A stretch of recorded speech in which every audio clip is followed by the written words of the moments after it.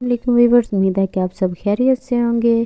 آج ہم آپ کو ایک ایسے انسان کی ہسٹری کے بارے میں بتائیں گے جس کا شاید آپ نے نام بھی نہ سنا ہوگا، اور اگر سن رکھیں تو اس کی ہسٹری کے بارے میں پتہ نہیں ہوگا۔ اس کی زندگی بھارت کی ایک گلی میں گنڈا کے طور پر شروع ہوئی تھی اور ڈی کمپنی کے نام سے مشہور ہے۔ ڈی کمپنی پورے بھارت میں مشہور ہے۔ داؤد ابراہیم کے بارے میں آج ہم آپ کو بتائیں گے۔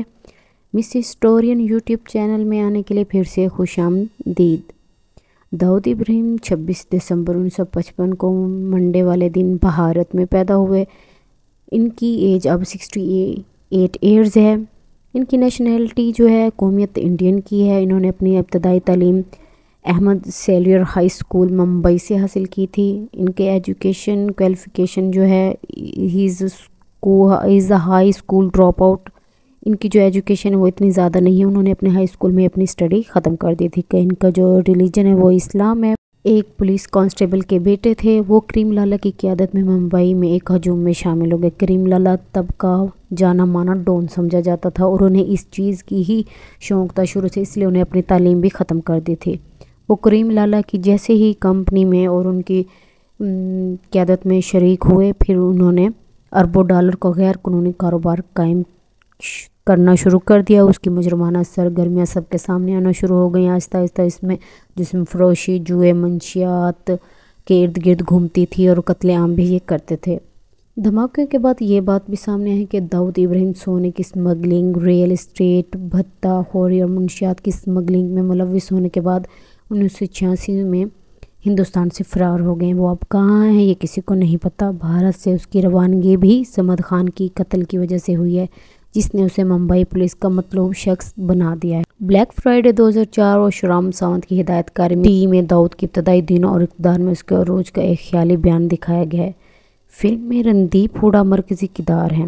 ڈی کمپنی ایک نام ہے جسے ہندوستانی میڈیا نے ممبئی انڈر ورلڈ کے منظم جرائم کے سنڈکیٹ میں سے ایک کے لیے تیار کیا ہے، جس کی بنیاد اور کنٹرول داؤد ابراہیم ایک ہندوستانی کرائم باس، ڈرگ ڈیلر اور مطلوب دہشت گرد ہے۔ 2011 میں ابراہیم اپنی ڈی کمپنی کے ساتھ ایف بی آئی کے دنیا کی 10 سے زیادہ مطلوب وانٹڈ کی لسٹ میں تیسرے نمبر پر آتا ہے۔ بدش نے انڈر ورلڈ ڈان ببلو سریوستر کے ساتھ مل کر داؤد اور اس کے گینگ کے خلاف آپریشن ڈی شروع کیا۔ اس جوڑی کو سب سے زیادہ خطرناک طور پر دیکھا جا رہا ہے جس کا ڈی کمپنی نے سامنا کیا، یہاں تک کہ داؤد کی رعایتی کو بھی کافی نقصان پہنچا۔ داؤد ابراہیم ڈون کیسے بنے؟ داؤد ابراہیم دنیا کے ہیرو کیسے بنے؟ وہ داؤد ابراہیم آفٹر کلنگ دا جالوت، انہوں نے جالوت کو جب قتل کر دیا تو وہ ڈون بن گئے۔ ہندوستان میں تو داؤد ابراہیم کو ایک ایک بندہ اور پولیس والے جانتے ہیں، ان سب سے ڈرتے بھی ہیں۔ داؤد ابراہیم انڈر ورلڈ کا بادشاہ بادشاہ کہلاتا ہے۔ اس سے ملنے کے بعد کوئی بھی یہ اندازہ نہیں لگا سکتا کہ یہ وہی انڈر ورلڈ ڈان ہے جس نے امریکی کے سی بی آئی والوں کی بھی نیندیں حرام کر رکھی ہیں۔ وہ بھی اس کی جانچ پڑتال میں اور اس کو پکڑنے کی کوششیں کریں۔ یہ غریبوں کو بے حد ساتھ دیتے ہیں اور ان کے لیے یہ بہت اچھا ثابت ہوتا ہے، ان کی مدد کرتے ہیں۔ لیکن کسی کو بھی یہ نہیں پتا کہ وہ اسمگلنگ میں بھی فرسٹ فہرست میں ان کا نام آتا ہے۔ کوئی بھی آج تک اس تک نہیں پہنچ سکا۔ اگر کوئی پہنچ بھی جاتا ہے تو اس کی اتنی ہمت نہیں ہوتی کہ وہ پولیس کو اطلاع کر سکے۔ 1995 میں اسے تلاش کرنے کے لیے ایک اہم اعلان بھی کیا گیا کہ جس ملک میں بھی وہ نظر آئے اسے پکڑنا پولیس کے لیے لازمی قرار ہے۔ دولت مند میں بھی ان کا نام فرسٹ لسٹ میں آتا ہے۔ ہر ملک میں ان کا کاروبار پھیلا ہوا ہے۔